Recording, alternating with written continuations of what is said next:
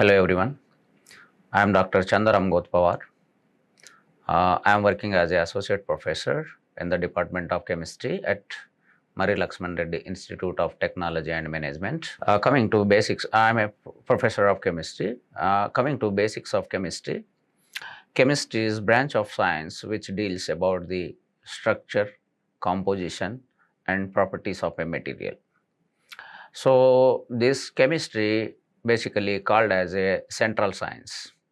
Why chemistry is called as a central science? Because it combines physics, mathematics, and environmental science, engineering. All these are interdisciplinary, independent. So now independent. Sorry.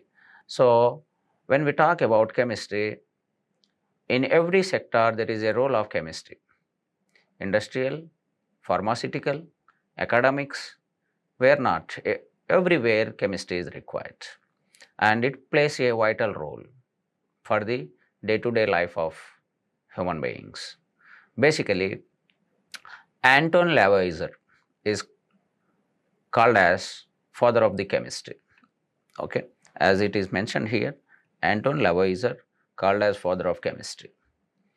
Why he has called as father of chemistry? Because he has discovered two elements like oxygen and hydrogen, and these two elements are included in the periodic table, which is hydrogen is the topmost in the periodic table and oxygen is very essential element. Probably that's the reason Anton von Lavoisier, he is called as father of the chemistry.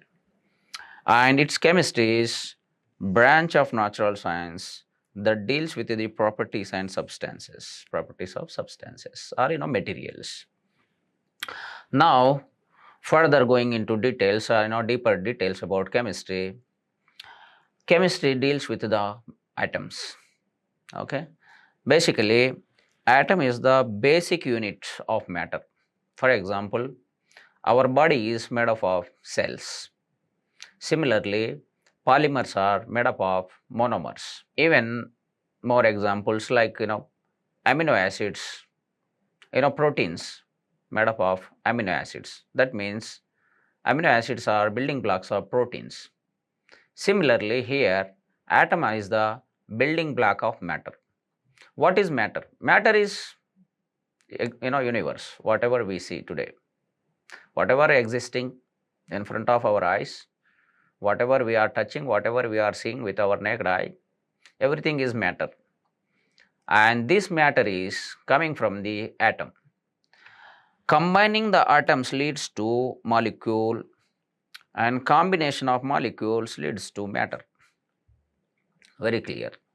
Now, all matter is made up of tiny atoms. So, we are telling that matter comes from the molecules, molecules come from the atoms.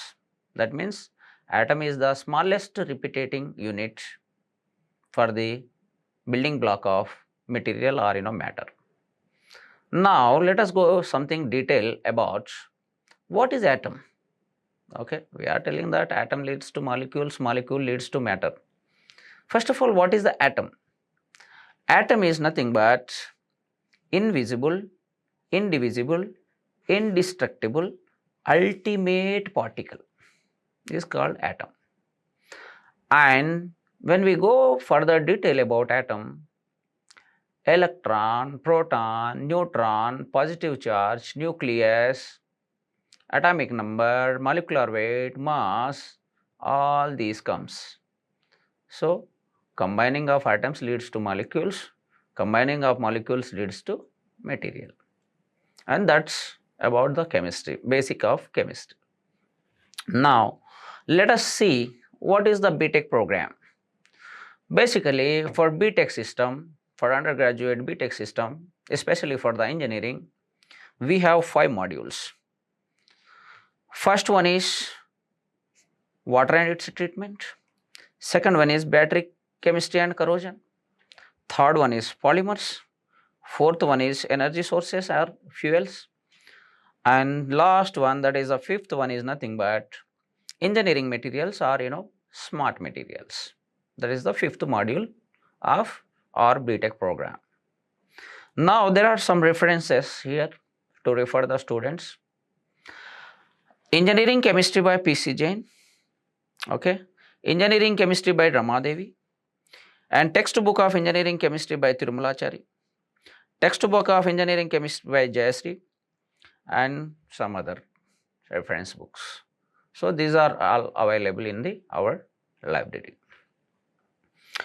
Now, as I said, there are 5 modules in this BTech system, and I will be briefly discussing about 5th module, that is nothing but engineering materials or smart materials. Now let us see something about what is engineering material and what is smart material in detail.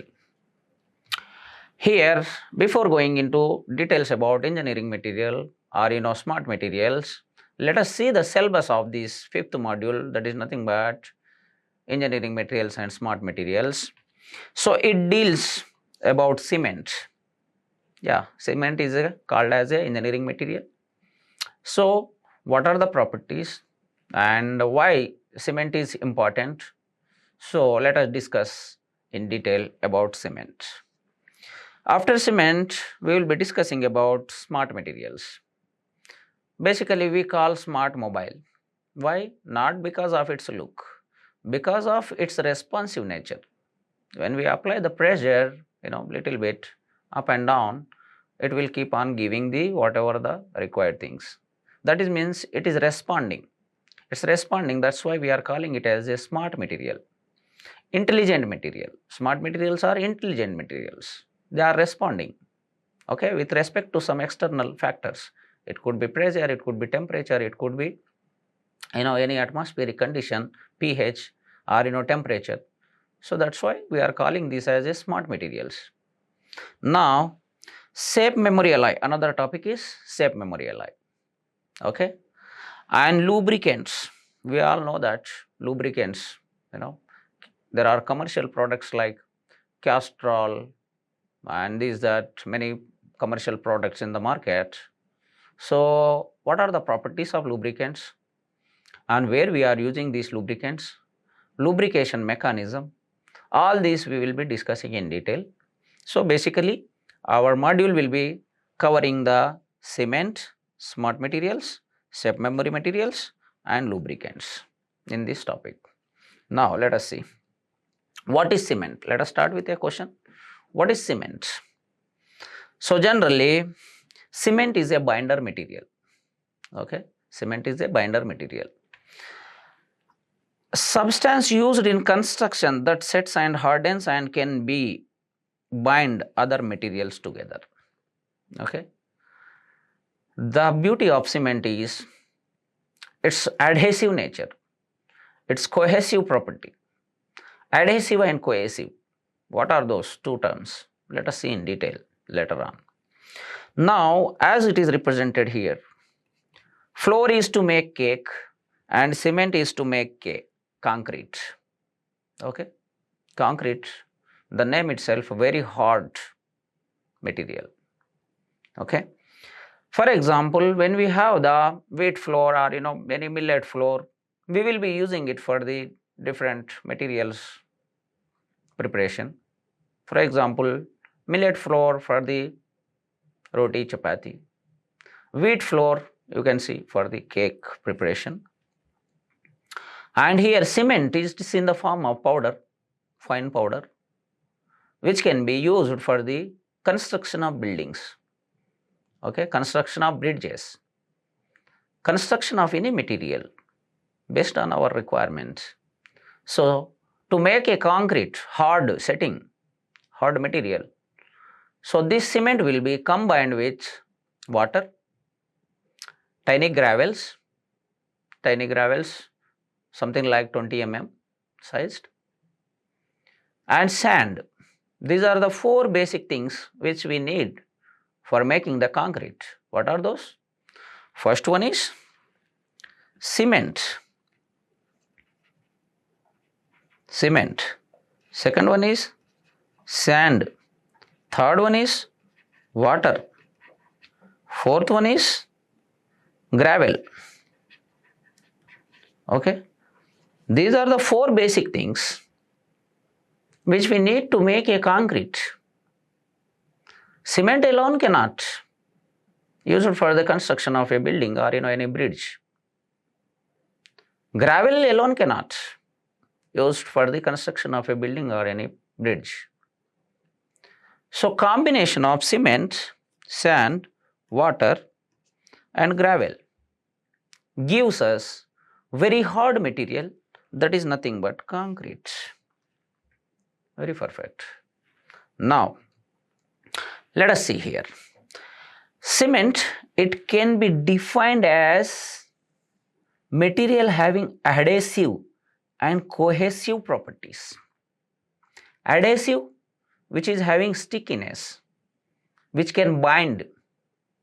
Cohesive, I put a star mark here to understand this word cohesive.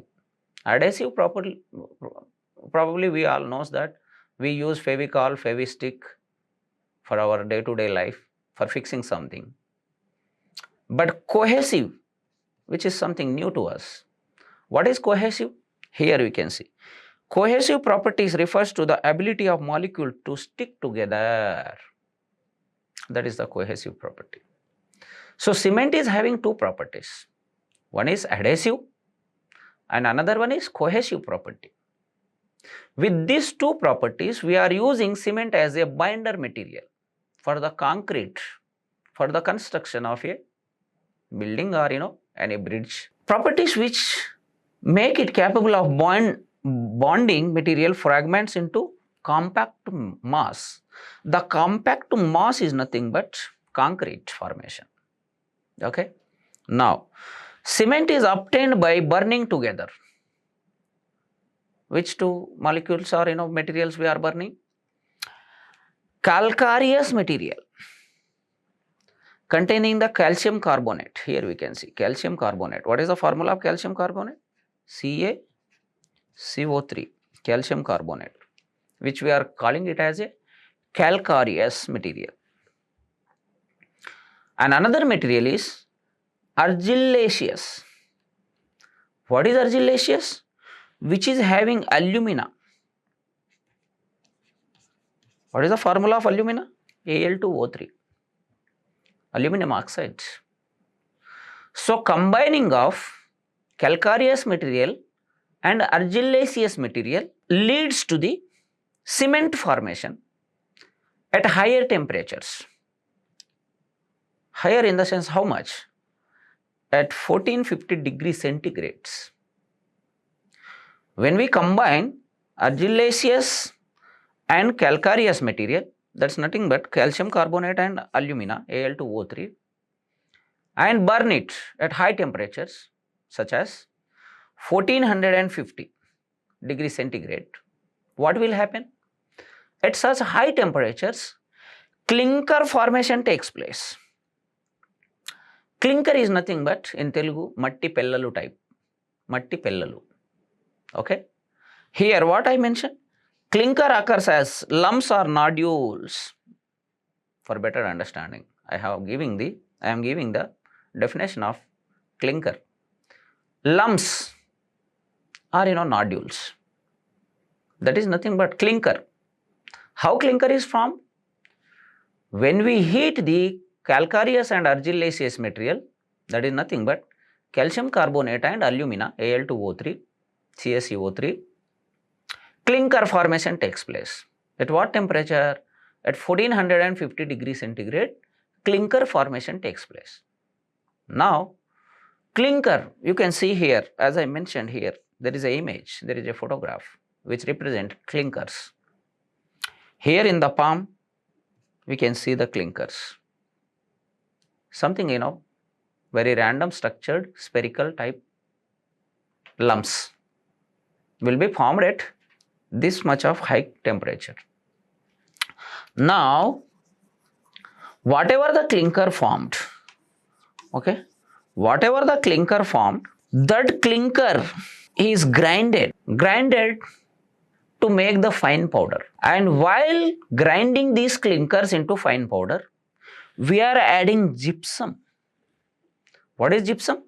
Calcium sulfate, CaSO4, calcium sulfate. This is gypsum. When we are adding this gypsum, when we are grinding the clinkers into fine powder of cement, we are adding the gypsum. Why we are adding the gypsum? To decide the setting time of cement. Setting time is nothing but hardening time of the cement. So now, what is the function of gypsum? Gypsum is deciding the setting time or hardening time of cement. So we are constructing a wall or we are constructing something. So the cement, whatever the composition is there, cement with water, sand and gravel, how fastly or how much time it is taking to become hard, that is decided by the gypsum. That is nothing but calcium sulfate. And optimization of this calcium sulfate or gypsum while making the cement is very, very, very important. If it is too excess, the hardening of cement is very fast. If gypsum is very low content in the cement, then the hardening or setting time of cement will be very slow. That's why we need to optimize the gypsum amount when we add to the cement.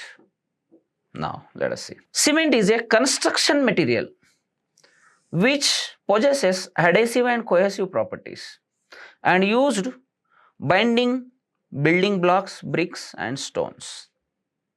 Okay, very clear.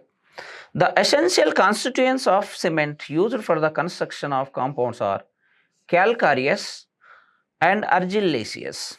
As I said earlier, while ago, calcium carbonate plus Al2O3. This is nothing but cement. Cement. What is the cement? Combination of calcium carbonate and alumina, Al2O3. Okay, this is cement. But directly we are not getting by combining these both calcareous and argillaceous materials. We have to heat up, we have to burn it at 1450 degrees centigrade temperature.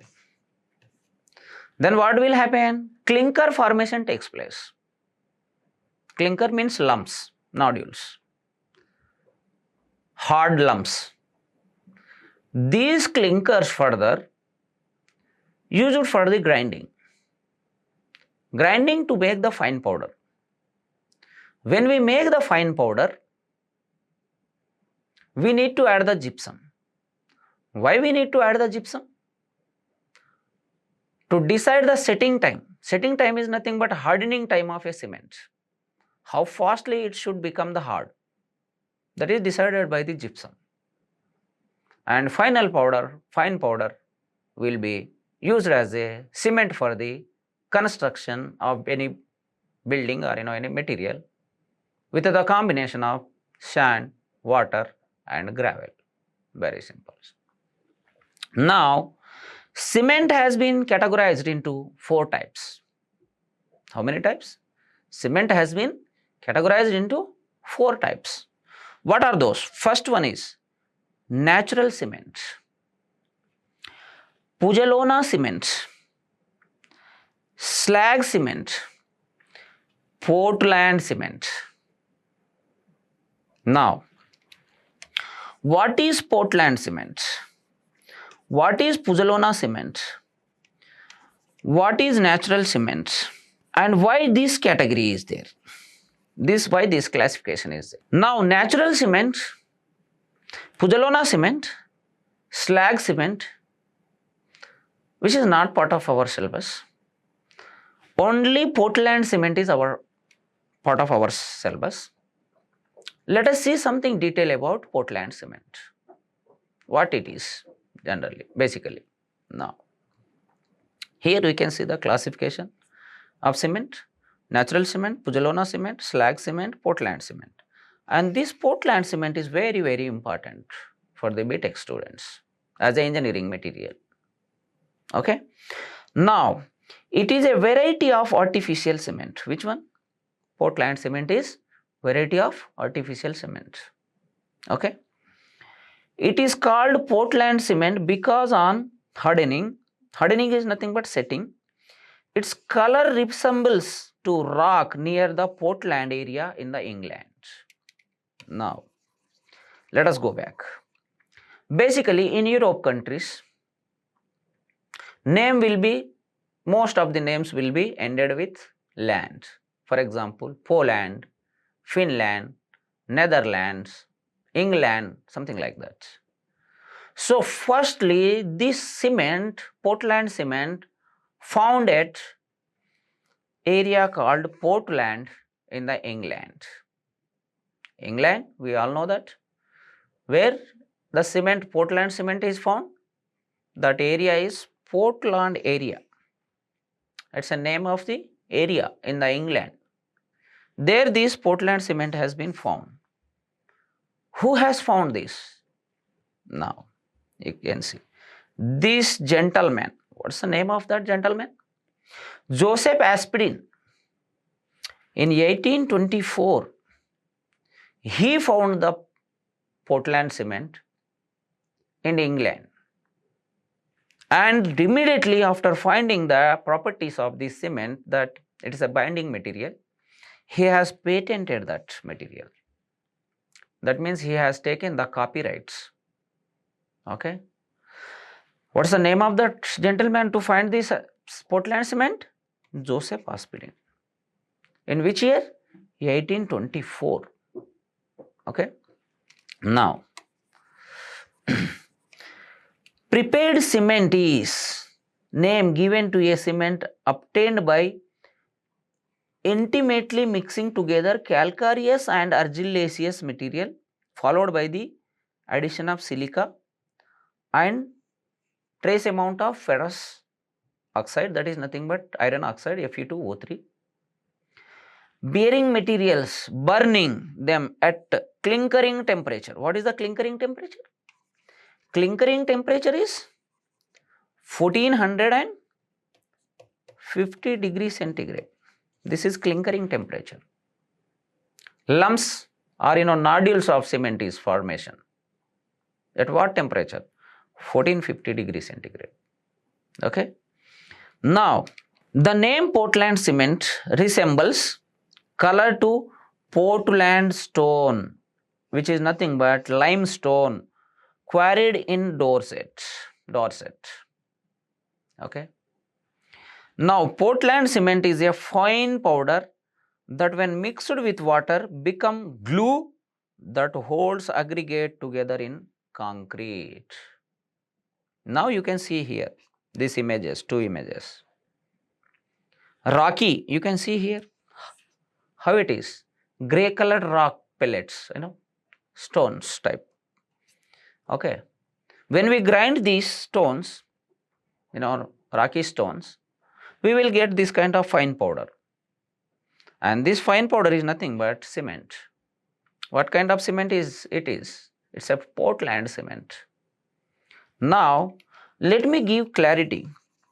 Whatever the cement we are using commercially outside in the market nowadays, for example, Ultratech cement, Maha cement, Birla cement, Mahashakti cement, Nagarjuna cement, all these are the brand names. So, whatever the natural cement, whatever the Pujalona cement, slag cement and Portland cement we are talking about, these are the types, not the brand names of cement.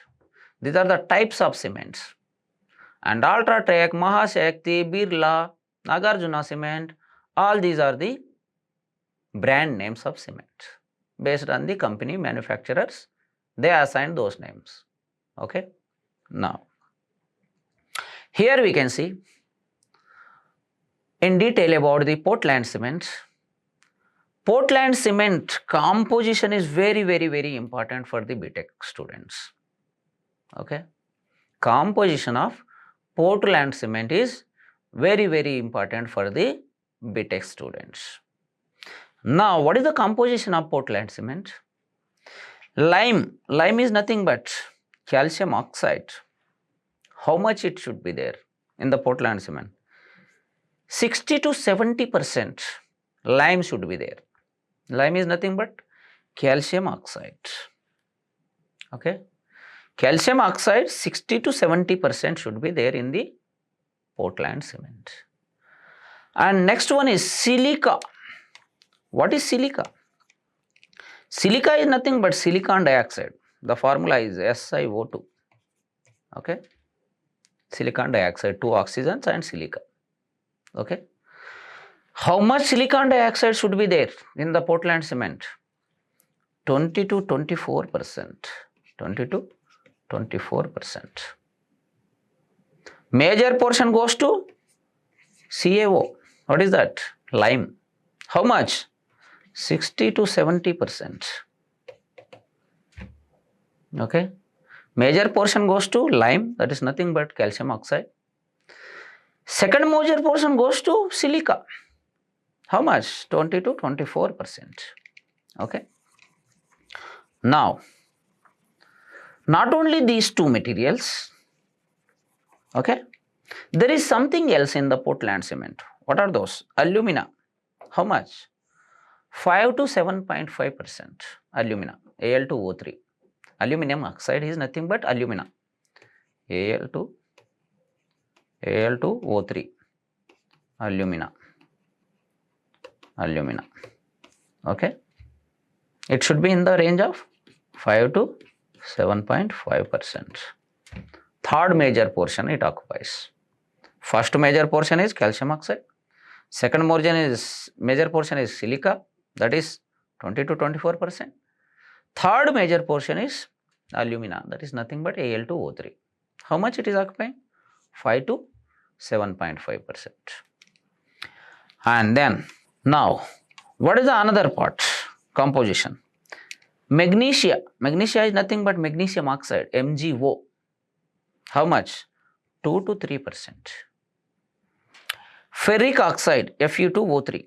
How much? 1 to 2.5%.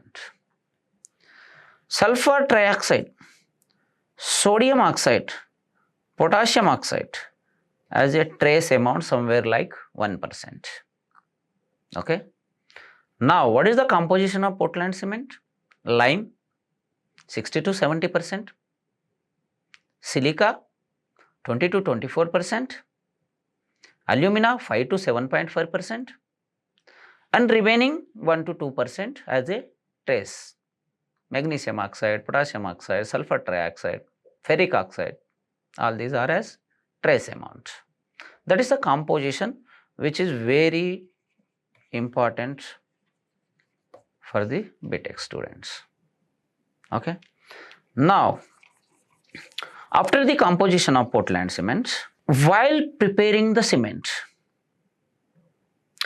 if the lime is excess, lime means calcium oxide, CaO. If calcium oxide is excess, what will happen? Cracks during the hardening of cement. Hardening nothing but setting. Okay. So we have to optimize it into this range. Lime should be 60 to 70% only. If it is excess than that, what will happen? Cracks will come, which is not a good property of cement, which cannot be used for the construction of bridges and buildings. Now, excess of silica. What is silica? SiO2. Slow hardening means setting time is more. It needs more time to become hard. So, how much silica should be there? 20 to 24% only. It should not be more than that. If it is more than that, then this problem occurs. What is that problem? Slow hardening will be there. Okay. Now, excess of alumina. What is alumina? Al2O3, aluminum oxide. What will happen if it is excess? Weakens the cement. It's not a good cement. If the alumina composition is not in this range, 5 to 7.5%, then that cement is weak. not so good for the construction. Okay. And the presence of iron, that is here we can see ferric oxide. Ferric oxide. Presence of iron imparts grey color and also strength to the cement. So grey color of the cement is due to presence of ferric oxide, presence of iron. Very simple. So now let us quickly summarize. Composition of Portland cement is very important. Lime 60 to 70%, silica 20 to 24%, alumina 5 to 7.4%, magnesia 2 to 3%, and remaining ferric oxide, sulfur trioxide, sodium hydroxide, potassium oxide, all these should be trace amount somewhere like 1%. Okay. With that, we will stop here and let us discuss some more details about smart materials and engineering materials in the coming classes. Thank you.